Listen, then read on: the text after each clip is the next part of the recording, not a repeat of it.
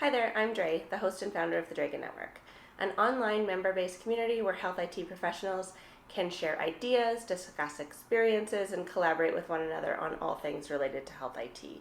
So each week on the YouTube channel, I take some of the discussions and conversations that we're having inside that network, and I bring them here to you to help make sense of this health IT world. So for this week's video, I'd like to talk about a term that's common in the health information exchange world, and that is a HISP. HISP stands for Health Information Service Provider. To explain what HISPs are, I need to go a little bit into the background. So in 2010, there was a project that was initiated in the US called the Direct Project, which was a public-private partnership that focused on trying to create an effective, low-cost method for exchanging protected health information between entities. So the result of that project was a standard that we now call the Direct Standard, and that standard was an exchange protocol that was incorporated into the meaningful use legislation in the subsequent years. So once it was incorporated into meaningful use, in 2012, there was a realization that there needed to be some sort of framework or governance around management of these direct exchanges.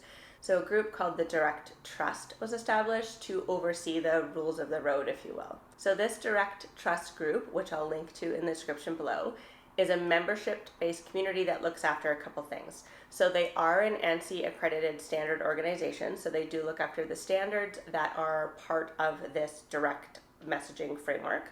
And then they also are an accredited body, so different entities and organizations can actually confirm and validate that they are following the rules of the road with their exchange between other partners. So the accreditation process with Direct Trust involves a series of steps, and once you're accredited, the organization maintains that accreditation for 2 years.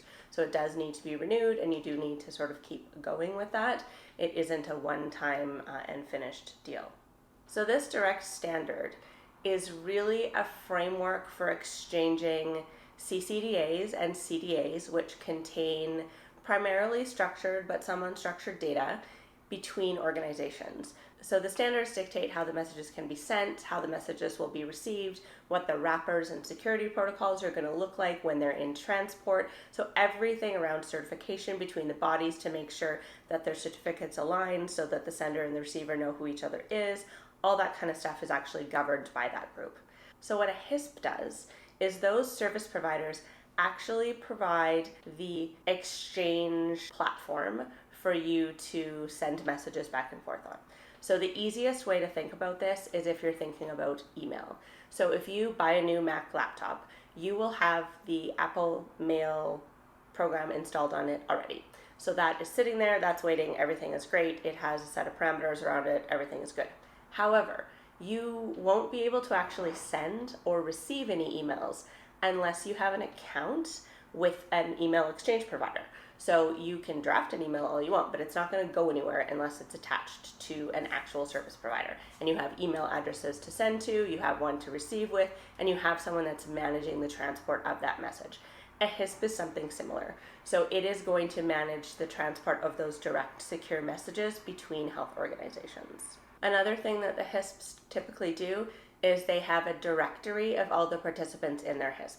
So organizations, health entities, hospitals, provider groups, they actually will sign up for an account with a HISP and will receive a direct message or will be given a direct message, which actually does look like an email message. The biggest difference between the address that you'll notice is instead of just one dot after the @ sign, so if you look at info@dragon.com, you're going to have 2 dots after that, and one is actually going to refer to the HISP provider. So you would have info@hisp.dragon.com.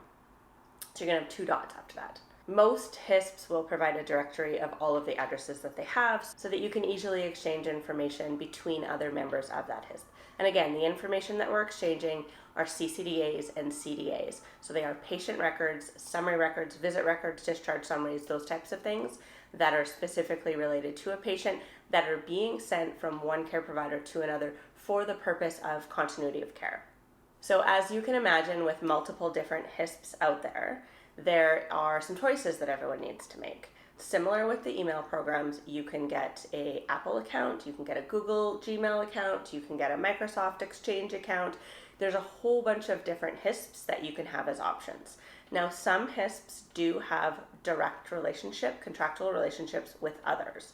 So if we look at that example in the terms of email, let's just say that Apple enters into an agreement with Google, so all of the @me.com and @mac.com individuals could send to the @gmail.com individuals. So you can have agreements like that where they would exchange their health provider directories as well as make sure connectivity is up and running and following the standard for those groups. The other thing that they can do is they can become accredited with the direct trust. So if a HISP becomes accredited with the direct trust, so if they follow that accreditation standard to prove they're going to abide by all of the rules of the road, they will enter into what's called a trust bundle, where any other HISP that joins that trust bundle can now exchange information between all others in the group. So there doesn't need to be any direct contractual relationships from HISP to HISP.